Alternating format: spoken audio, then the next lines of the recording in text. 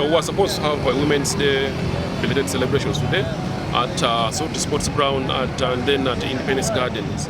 But we are duly informed, and even including the organizers, were also duly informed that the city authority had not granted the permission to use the requisite venues, because those venues are under the management of the city authority. But the organizers wanted to forcefully use the venue. So we, as the Uganda Police Force and the purveyors of the law, have come in place to stop the said illegal action. But, and we, as we are on the ground, and as such, we shall arrest and arraign anyone before the courts of law, anyone who comes for the said celebration. This is a public event and a public day always celebrated. Why? Yes, but then they're under management of certain people. All public venues, all venues are under management of a specific person or specific authority. And normally, those persons must be notified. Otherwise, anyone will come and set up what they want, how they want, when they want. Also, and that is the requirement under the law. So they must obey those requirements. We didn't put the law in place. Those laws were put in place for public safety. Because one instance is you cannot organize an event, you don't inform the authority, you don't inform security. Now, who is going to make sure the persons that are gathered are safe? How is traffic flow going to be managed? Because the city must plan for it. In case some instances you find you need a diversion, the city must plan for the same. So they must be notified. The other thing apparently that the organizers are claiming that they are obstructing this event because of the person in the names of the chief guests that they are inviting, especially they are inviting a opposition person. What do you make of this? I want to say it is mere propaganda. It doesn't matter who is organizing it. They know it is illegal. They have to acknowledge it is illegal. So let's not promote propaganda, because this is an illegal activity and they are aware that it is illegal. The resident city commissioner for Soroti City. We were meant to celebrate today, belatedly, the International Women's Day for Soroti City.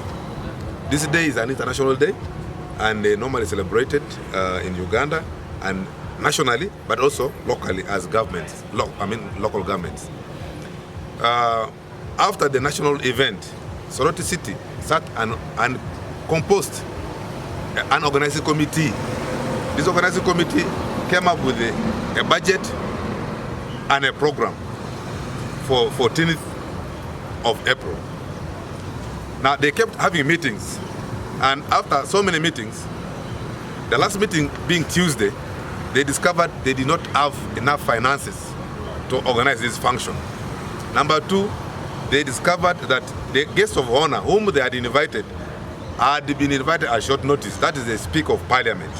And we got a communication that the Speaker of Parliament would be in Kasambia County today, and so she can't be in Soroti. And she communicated and said, I will come back from there, look at my calendar, and fix another day for Soroti City to come and celebrate Women's Day. Besides that, other preparations had never been started, like parade. The women groups had not been practicing parade, the police, the prisons, and the army. And so the organizing committee sat down and said, what do we do? Today is a Tuesday, the function is supposed to be Friday. So they resolved that one, let us postpone this date, given the guidance from the guest of honor, the Speaker of Parliament. Number two, the second reason for postponement was that since we have not organized with women to do parade, let us get more time, postpone and get these women to start practicing parade.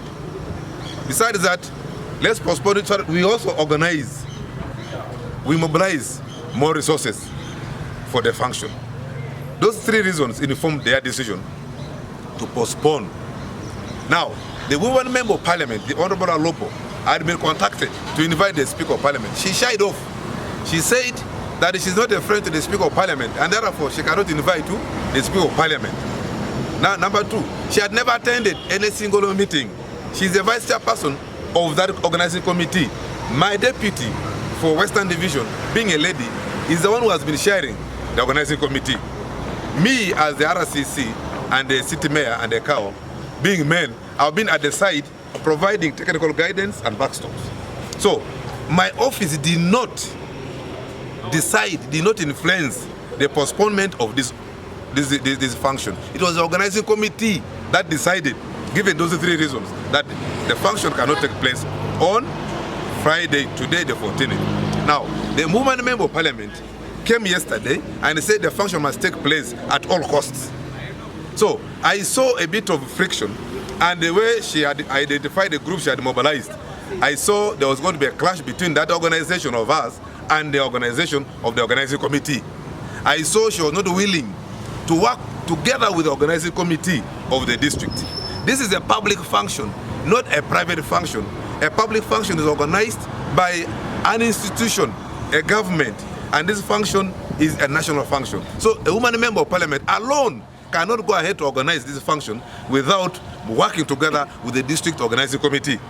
I decided to call for a security meeting yesterday, and I decided to invite the honorable member of parliament to come and share with us our ideas and put together so that we have a better celebration in the future. She decided to decline. She didn't come for the function, and then we also met her together in a talk show. We communicated one message, but she deferred from the communication of the organizing committee. Therefore, we stand firm to say that the Honorable Alobo, the woman member of parliament for Soroti City, should cultivate a culture of working with other people, work with other stakeholders in order to push this city to a better level. Short of that, it makes it difficult for her to work in this city because she has to work with the people. She has to work with government structures. Yes, and other women organizations. In that organizing committee, the ones who are spearheading this function is the Women Council. It's the Women Council. The city had organized 3 million shillings, but you know we are operating under the IFMIS system. Money is not just picked at the time you need it. It has to go through a system. It's a process. As of Tuesday, the money had not been released. So there was no money to organize this function. But we are prepared to ensure that this function takes place in the nearby future. Immediately the Speaker of Parliament fixes a date for us. And immediately the organizing committee realizes there's enough funding. The function will take place. Fande, we have the RDCs have gotten involved in these activities, blocking mainly the opposition activities. Last year again in Ngora this was done, and then this very year it also happened in Metiana. Why? Now it's not about RDCs interfering. I want to put this clear. The function the role to ensure these functions take place is an executive role. It's a role of government, not a role of parliament or members of parliament. It's a role of government, and the government celebrates this function through designated departments. For us in Soroti City, we have local government. We have a department of community development. We have therefore, based on that, the technical person there is the community development officer. At the national level, we have national organizing committees. The Honorable Alobo wants to have these functions without working with the organizing committee. That is not possible. Even in the parliament, nationally, the minister responsible, the woman member of parliament for the national celebrations, works with the organizing committee. What happened for example, in Serere?